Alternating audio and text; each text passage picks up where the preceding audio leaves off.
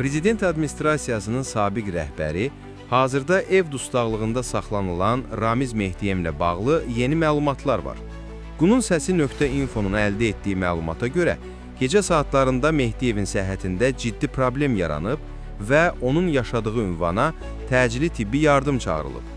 Gözaltının xəbərinə görə saytın yazdığından belə aydın olur ki, Mehdiyevin ailəsi dövlətin təcili tibbi yardım xidmətinə müraciət etməyib. Mehdiyev üçün özəl klinikalardan birindən həkim briqadası dəvət edilib.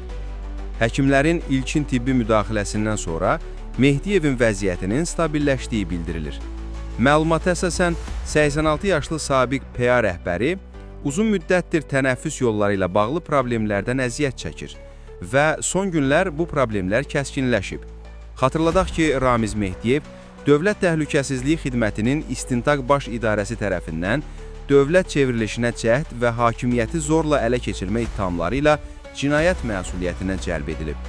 Onun barəsində Səbail rayon məhkəməsinin qərarı ilə 4 aylıq ev dustaqlığı qətimkan tədbiri seçilib.